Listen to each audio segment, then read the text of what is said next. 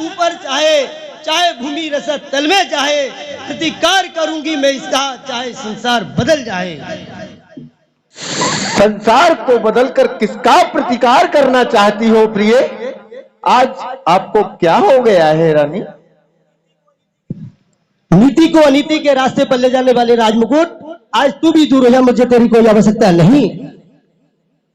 इस मंगल के समय में इस अमंगल का क्या कारण है प्रिय? शरीर के साथ साथ कुलित आत्मा को ढकने वाले राजवस्त्रों, आज तुम भी दूर जाओ, मुझे तुम्हारी कोई आवश्यकता नहीं। आज आप अपने राजवस्त्रों को भी उतार कर फेंक रही हो, इसका कोई कारण तो होगा प्रिय? कोई सुंदरता की देवी बनाने वाले बालों, आज तुम भी छीन हो जाओ, मुझे तुम्हारी कोई आवश्यकता नहीं। हे प्रिय, आज आपको क्या हो गया है जो आप इस प्रकार की बातें कर रही हो? क्या हे प्रिय रानी, क्या आपसे कुछ किसी ने कुछ कहा है क्या, या आपसे किसी ने कुछ किया है क्या?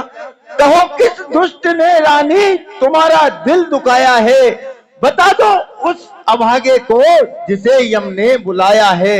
रानी, तुम्हारे शत्रु के सिर को धनुष पर सर चढ़ा समझो, और नर तो क्या रानी, यदि सुरराज भी हो तो मरा समझो। रानी, फिर वही चुप्पी। प्रिय रानी, आप किसी को कुछ देना चाहती हो क्या? कहो किस निर्धनी का आज मैं भंडार भरवा दूं, कहो किस धनवान को आज मैं कंगाल करवा दूं। कहो रानी। रानू, मैं ये क्या देख रहा हूं? मेरे बार बार कहने के बाद भी आप ऐसे ही चुप हैं। क्या आपको कोई रोग उत्पन्न हो गया है? जमा हो रोग का अंकुर रानी, जमा हो रोग का अंकुर, उसे जड़ से निकलवा दूं और बुलाकर स्वर्ग से सुरभेद से उपचार करवा दूं। रानी, फिर वही चुप। आपसे किसी ने कुछ कहा नहीं, आप किसी को कुछ देना नहीं चाहती रानी, ना ही आपके शरीर में कुछ रोग उत्पन्न हुआ है। इसलिए रानी, उठो 16 श्रृंगार करो रानी, उठो 16 श्रृंगार करो, क्यों धूल धूमरित हो रानी। क्या संकट है, क्या पीड़ा है, क्या इच्छा है, मांगो रानी। कोई नहीं, कुछ नहीं, मैं तो स्वतः ही मरना चाहती हूं। चिकनी चुपड़ी बातें कहकर, चिकनी चुपड़ी बातें, मैं कौन तुम्हारी होती हूं, क्यों मुझे सताने आए हो, रखते हो मन में प्रत्यक्ष क्यों मुझे मनाने आए, क्यों मुझे मनाने आए हो। नहीं रानी, ऐसा आप कैसे सोच सकती हो? अगर आपकी कुछ इच्छा है तो मांगो रानी। मांग लूं? मांग लो तो आप हमेशा किया करते हो, क्या कभी आपने कुछ दिया भी है? रानी, क्या आपने कभी कुछ मांगा?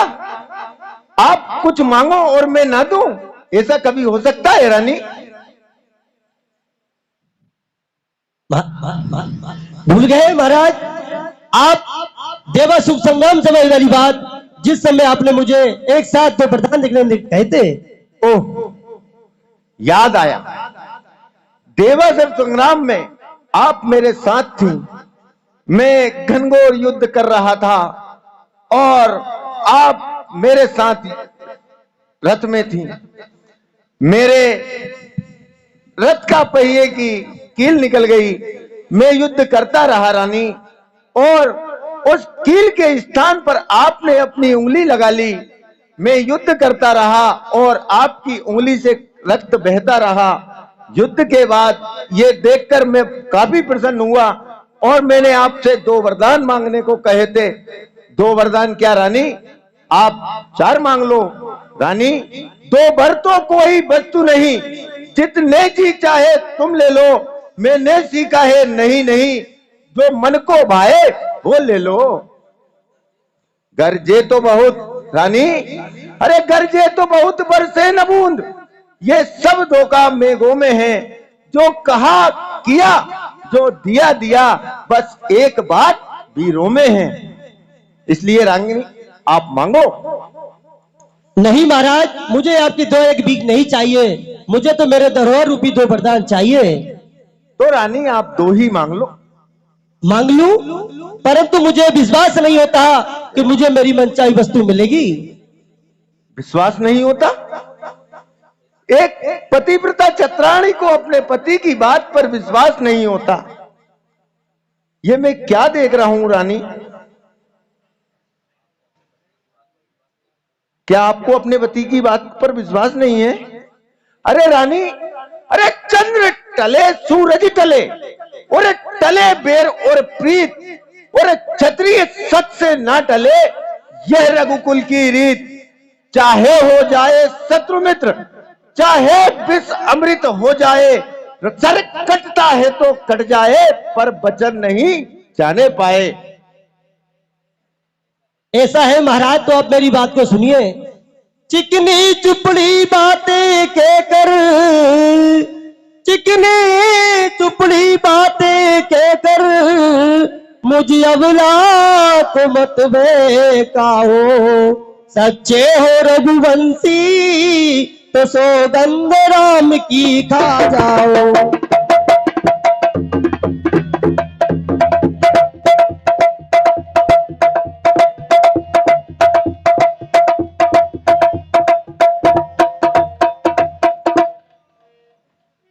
क्या रानी सौगंध? आपको पता है कि राम मुझे अपने प्राणों से भी अधिक प्रिय है।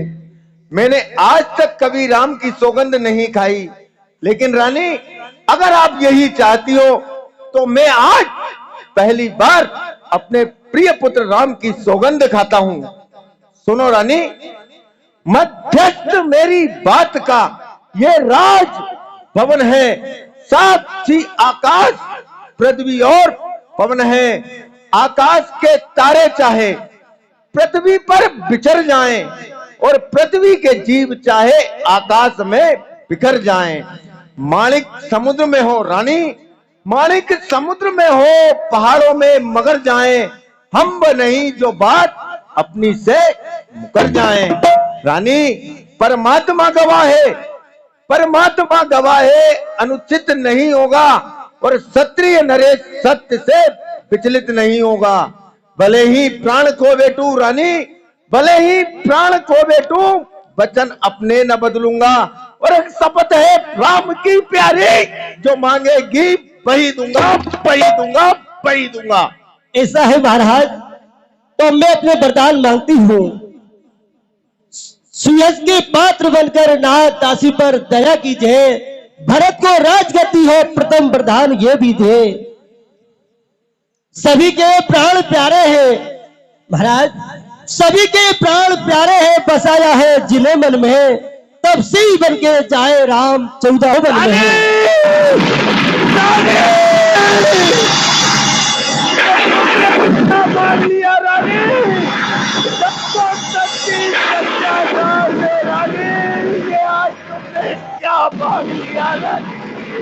तो क्या आपने मेरी मांग को यहाँ समझा था? जो मैंने मांग लिया है वो तो सत्य है। ऐसा नहीं है रानी, इतना घोर प्रयास जिसमें मेरे जीवन और मृत्यु का सवाल है रानी।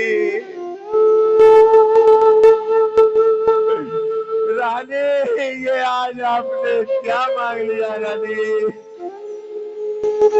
महाराज, क्या भरत आपका पुत्र नहीं? क्या आप मुझे कौशल्या के ढोले के साथ में काशी बनाकर लाए थे, जो आपको यह सुनकर के दुख हुआ? सही रानी, सही रानी, ये बात तुम भी जानती हो कि सब पुत्र पिता के समान। रानी मेरे लिए चारों पुत्र एक समान है, सब पुत्र पिता के समान जगती है, बात जानती है। रानी ये राम भरत एक मुझको ये जगतादार साक्षी है।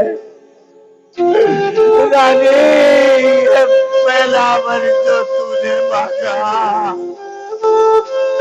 वो हुआ नहीं है बार मुझे। वो भरत लाल को राज तिलक उत्साह सहित स्वीकार मुझे। पर रानी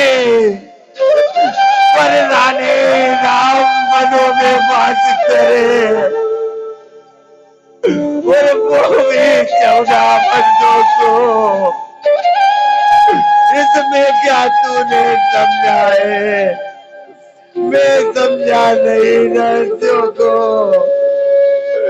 रानी रानी ने राज भरत जी को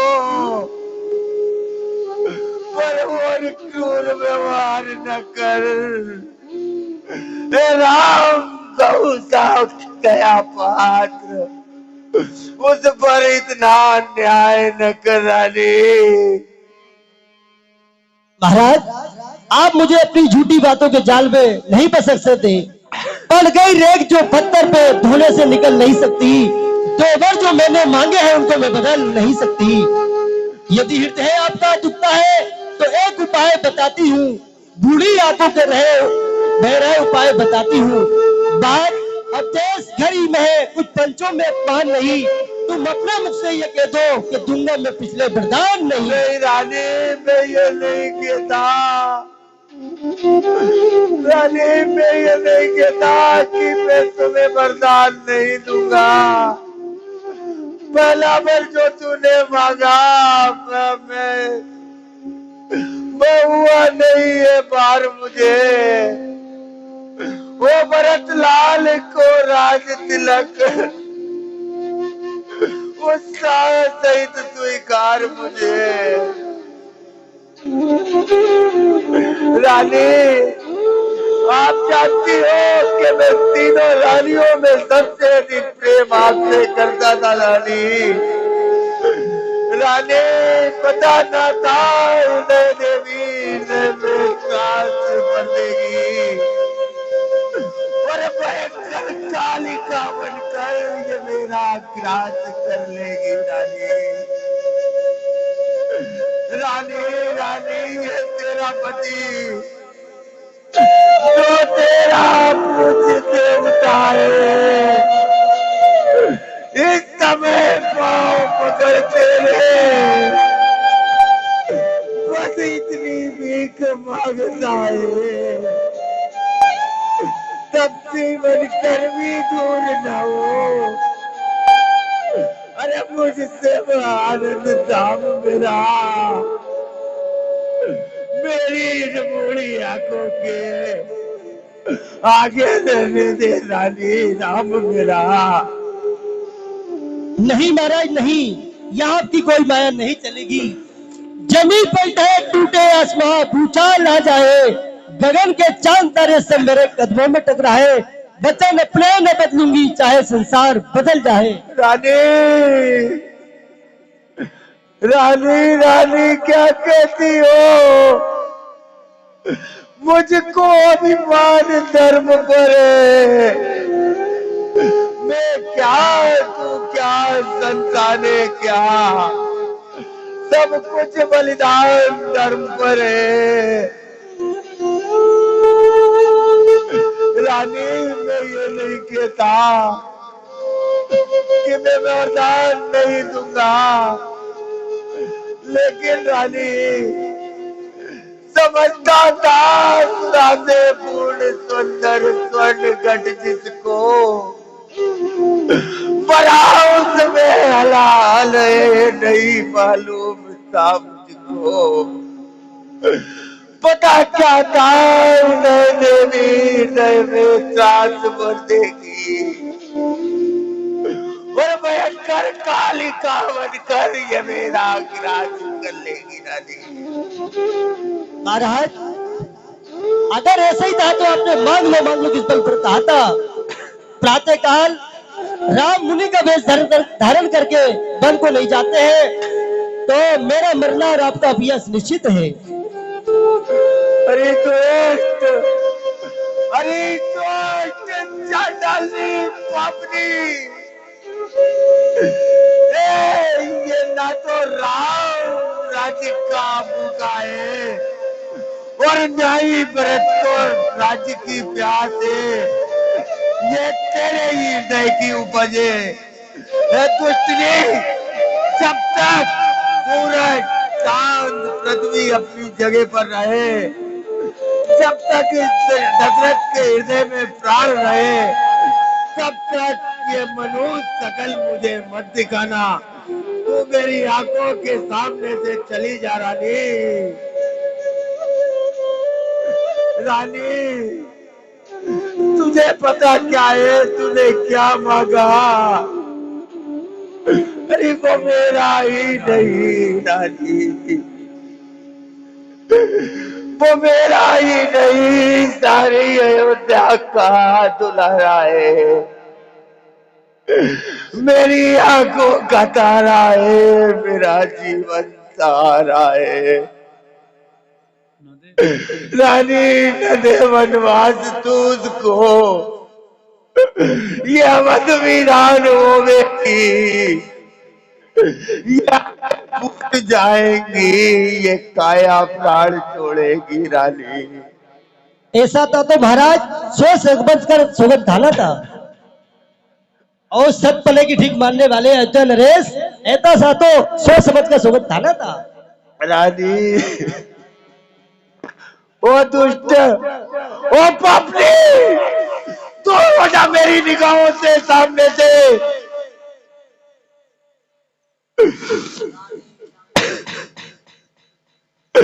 रानी, रानी, रानी,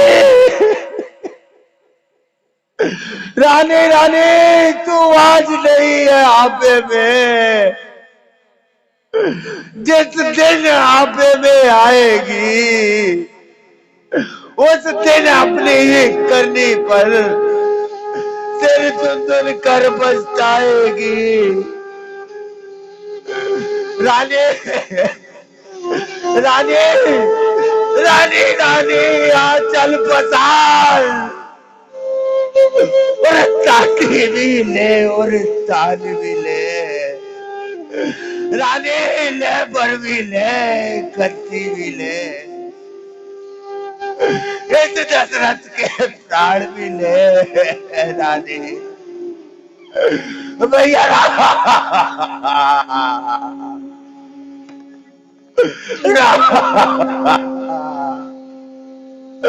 राम, सिया मुख चंद्र लग तेरा, यही अवलंब जीवन का। मरूंगा राम यदि तूने लिया जो रास्तावन का। भैया निकाले जिस घड़ी तूने अयोध्या से कदम बेटा, निकल जाएगा पूरनी दशरथ कदम बेटा। राम,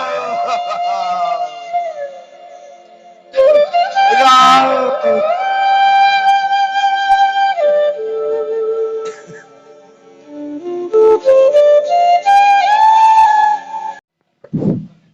हे महाराज, महाराज प्रातः होने पर ही जग जाते थे, क्या कारण है? अभी तक क्यों नहीं जागे?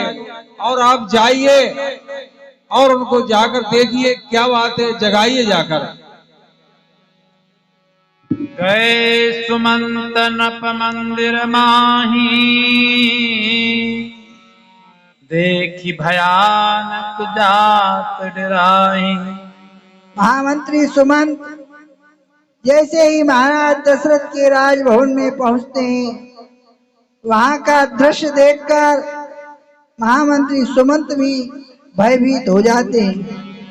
कही जय जीव बैठ सिर नाई, देखी भूप गति गयो सुखाई। सचिव सभीत सकई नहीं पूछी, बोली अशुभ भरी शुभ छूछी। राजकुमार राम, आपको माता कैकेयी ने उनके कोप भवन में बुलाया है। आर्य सुमन, सब कुशल मंगल तो है ना?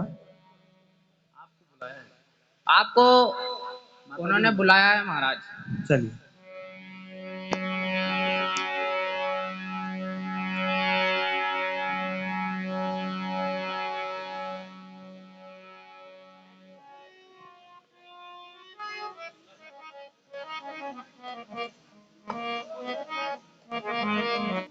श्री चरणों में आर्य सुमंत का प्रणाम स्वीकारो।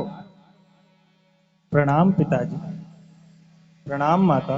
आओ पुत्र आओ।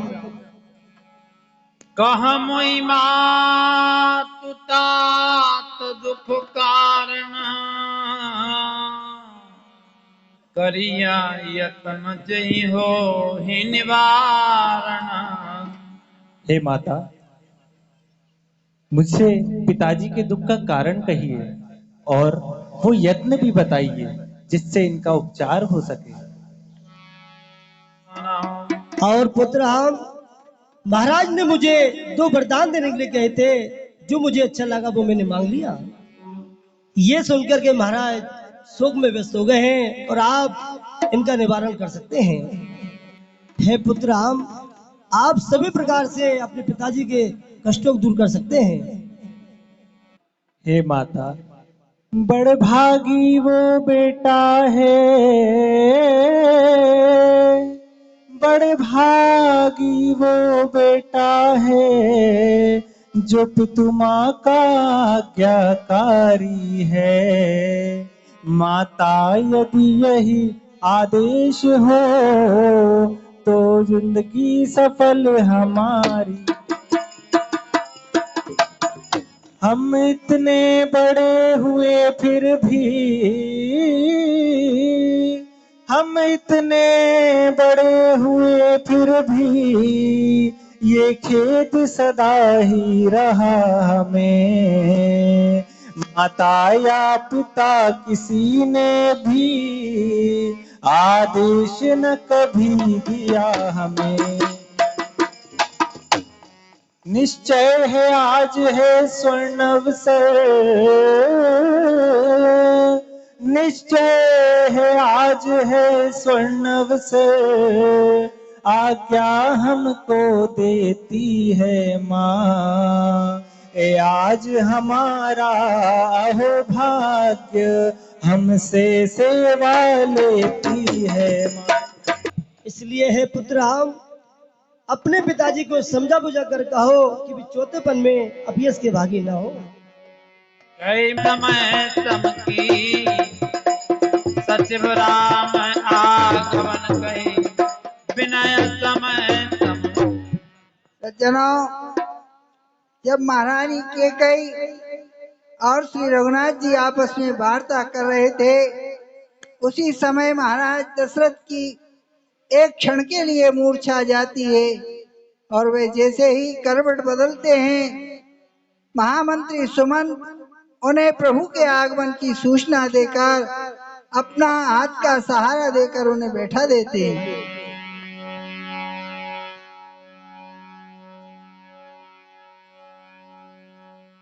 परता चरण निहारे, सचिव सभारी राव बने ठारे।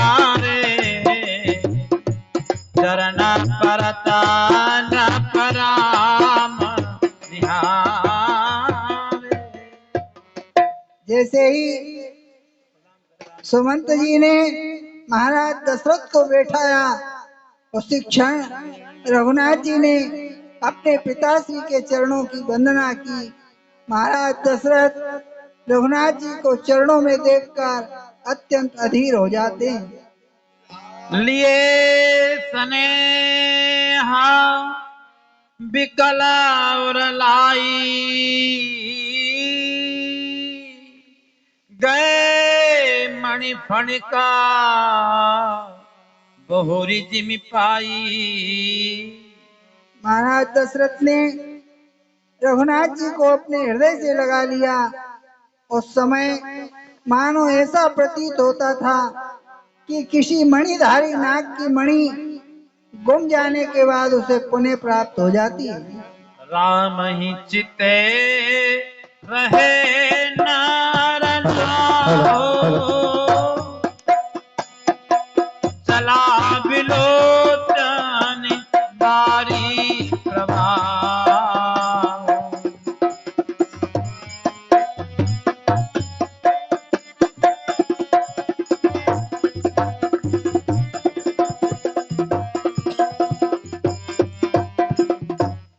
जैसे ही महाराज दशरथ ने श्री रघुनाथ जी को अपने सन्मुख देखा, अत्यंत व्याकुल हो जाते हैं और उनके दोनों नेत्रों से अश्रुधार बहने लगती है। तात कहा कछु करा डिठाई अनुचित क्षमा जानी लड़का। हे तात, कुछ ठिठाई करके कहना चाहता हूँ, अनुचित समझकर मुझे क्षमा कर दीजिएगा। हे तात, इतनी लघु बात के कारण आप इतने भारी दुख में हो, आपने पहले ही मुझे क्यों नहीं बता दिया? हे तात, ये तो मंगल का समय है, स्नेह वश मत होइए और सोच का त्याग कीजिए तात। हे पिताजी, आपकी आज्ञा का पालन करके मैं जल्द ही वापस आके आपके चरणों के दर्शन करूंगा। भूप सो कबत उतर नदीना। सज्जनों, इतना कहकर रघुनाथ जी अपनी निज मां कौशल्या के महलों में बन जाने की आज्ञा लेने के लिए आते हैं।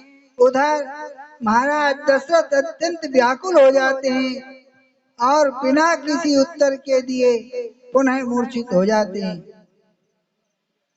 हे बेटा, मैं तेरी बलैया लेती हूँ, तेरा बार बार मुख चूमती हूँ। मुझे यह बता कि तेरी आनंददायक मंगलकारी लग्न कब है? हे पुत्र, मैं जिस लगन को, जिस आनंददायक लगन को नगर के स्त्री पुरुष ऐसे चाहते हैं जैसे प्यासे चातक स्वाति नक्षत्र की वर्षा को चाहते हैं।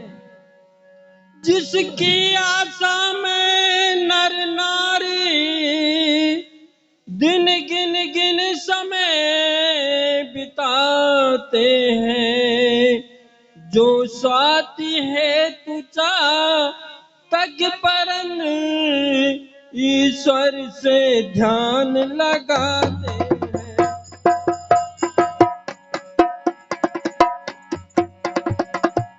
मैं पुनि पुत्र बधु प्रिय पाई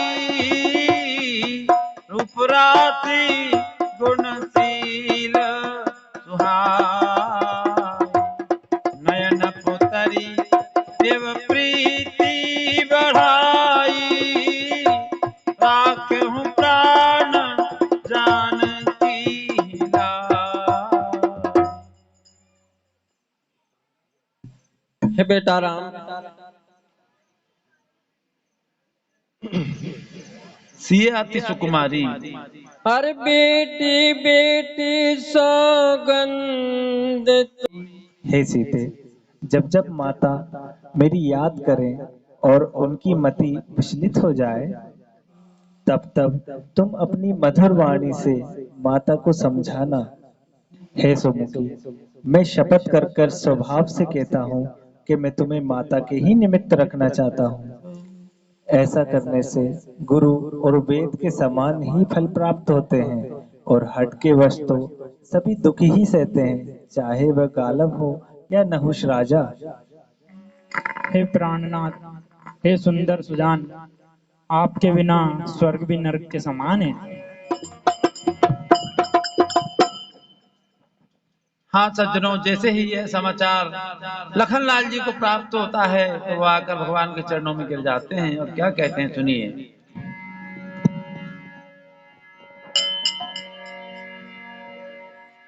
तात प्रेम बस जनि कदिराहु, समुझ हृदय परिणाम छाहु। हे तात, प्रेम के वशीभूत मत हो और होने वाले को समझो। हे तात, माता पिता गुरु और स्वामी इनकी सीख को मानकर ही जो जीवन बिताता है वही जीवन को जीता है, अन्यथा जन्म को बेकार कर देता है। इसलिए ऐसा हृदय में धारण करके हे तात, माता और पिता के चरणों की सेवा करो। यदि मैं तुम्हें लेकर वन में जाऊंगा तो अवध हर प्रकार से अनाथ हो जाएगा। हे लखन, गुरुजी, पिता, माता और हमारा परिवार सभी के ऊपर भारी दुख आन पड़ा है। हे तात, इसलिए घर पर रहकर सबका परितोष करो, अन्यथा बहुत दोष लगेगा लखन। जिस राजा के राज में उसकी प्रजा दुखी होती है वो अवश्य ही नरक का अधिकारी होता है। इसलिए हे तात, ऐसी नीति हृदय में विचार करके घर पर ही रहो। श्री रघुनाथ जी की इस प्रकार प्रेम भरी शिक्षा को सुनकर लखनलाल जी अत्यंत व्याकुल हो जाते हैं। हे नाथ, जो मन कर्म वचन से चरणों को प्रेम करता है, क्या वह त्यागने योग्य होता है प्रभु? हे प्रभु, मैं गुरु पिता माता किसी को नहीं जानता हूँ। मैं स्वभाव से कहता हूँ प्रभु, मैं किसी को नहीं जानता हूँ प्रभु। मोरे सब ही एक तुम स्वामी, दीन बंधु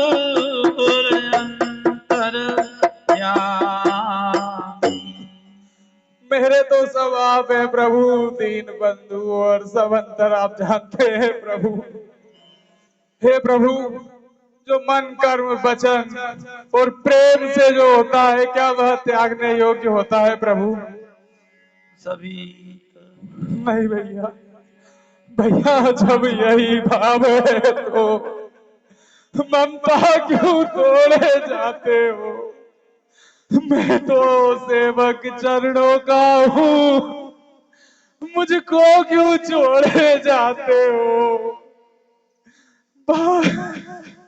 भैया, भाई के लोहे का भाई दब सकता है, उद्वेग नहीं।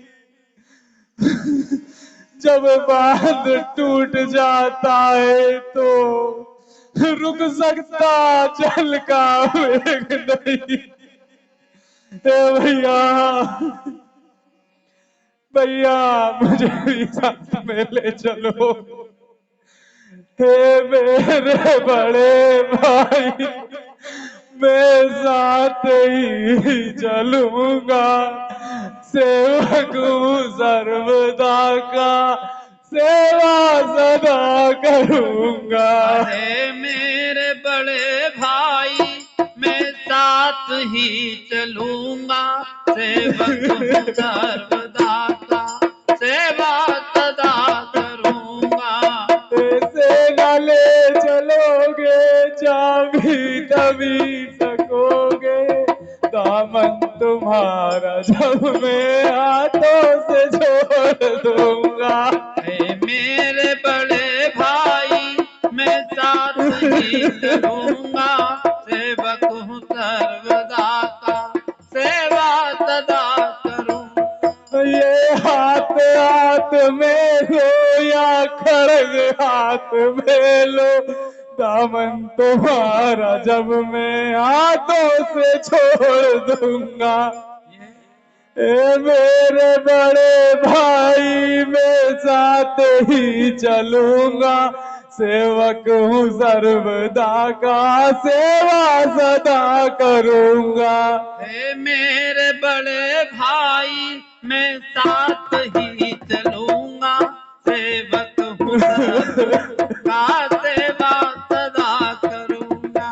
हे मेरे बड़े भाई मैं साथ ही चलूंगा, सेवक हूँ सर्वदा का, सेवा सदा करूंगा।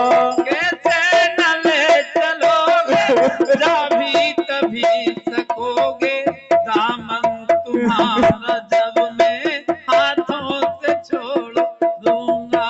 ये खड़ग हाथ में लो या हाथ हाथ में लो, या खा के पावनूंगा या खा के हो रहूंगा।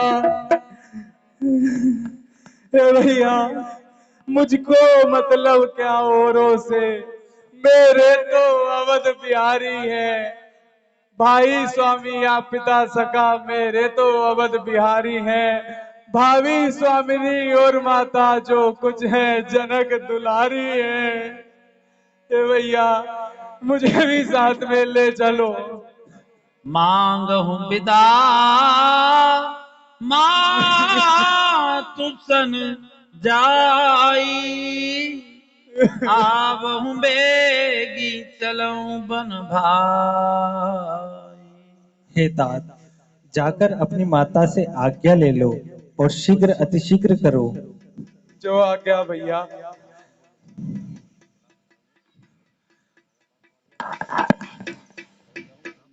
हे माता, मैं भैया राम और माता सीता के साथ वन को जा रहा हूँ। हे पुत्र, आज से सीता जी तुम्हारी माता हैं और सब भांति प्रेम करने वाले श्री राम तुम्हारे पिता हैं। और हे पुत्र, अयोध्या तो वही है जहाँ राम निवास करते हैं। जिस प्रकार सूर्य का प्रकाश जहाँ गिरता है वही दिन होता है। और यदि श्री सीताराम वन को जाते हैं तो अयोध्या में तुम्हारा कोई काम नहीं है। और हे पुत्र, मैं बलियारी जाती हूँ कि तुम मेरे समान बड़े सौभाग्यशाली हो कि तुमने सब छल कपट को छोड़कर श्री राम के चरणों में स्थान प्राप्त किया। और इस संसार में पुत्रवती युवती वही है जिसका पुत्र श्री राम की भक्ति करता हो। और जो स्त्री श्री राम से विमुख होकर अपने पुत्र का हित चाहती हो, ऐसी स्त्री का तो बांझ होना ही सही है। जैसे पशु के भांति ब्याना उसका व्यर्थी है। और हे तात, तुम्हारे ही भाग से श्री राम वन को जाते हैं, इसके अलावा दूसरा कोई कारण नहीं है। और ये सभी फलों का सबसे बड़ा फल है कि तुमने श्री सीताराम के चरणों में स्नेह प्राप्त किया है। और हे पुत्र, रोग, रोष, ईर्षा, मद, मोह इनके बस में सपने में भी मत होना। सकल और सभी प्रकार के विकारों को छोड़कर मन, वचन, कर्म से श्री सीताराम की सेवा करना। और हे पुत्र, और हे पुत्र, तुम्हें तो वन में सब प्रकार का सुख है। श्री सीताराम जैसे माता पिता तुम्हारे संग जा रहे हैं। और हे पुत्र, श्री राम को वन में किसी प्रकार का तुम्हारे कारण कलेश नहीं होना चाहिए, यही मेरा उपदेश है। और हे पुत्र, मेरा यही उपदेश है कि तुम्हारे कारण श्री सीताराम वन में सुख को प्राप्त हो और पिता, माता, प्रियजन, नगर सभी के सुखों को भूल जाएं। और हे पुत्र, मेरा तुम्हें आशीर्वाद है कि तुम प्रभु की ऐसी सेवा करना कि उनके चरणों में तुम्हारा प्रांगण प्रेम नित नित नया हो। जैसी और क्या माता। माता, तुम देवी हो, तुम विदुषी हो, तुम देवी हो, तुम विदुषी हो, तुम सच्ची क्षत्राणी हो माँ, तुम नहीं मानवी हो कोई, तुम तो सदेह वाणी हो माँ।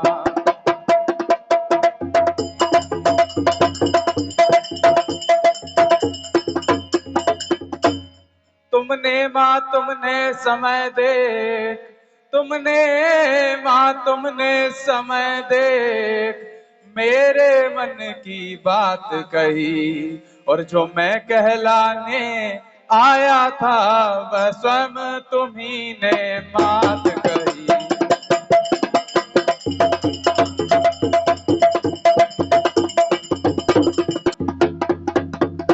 मुझ में भी लालसा यही है, मैं पकड़ूं रघुराई की बाहें, और भाई की सेवा करने को हाजिर है भाई की बाहें।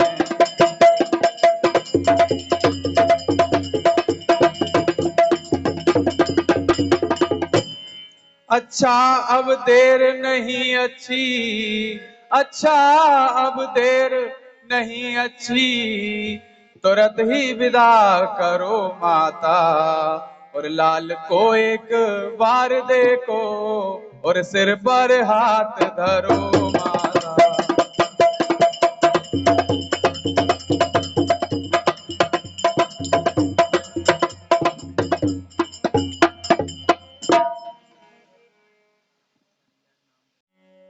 हाँ सज्जनों, महाराज श्री जानकी जी को भी बहुत प्रकार से समझाते हैं कि हे पुत्री, जब तक तुम्हारा मन यहाँ रहना।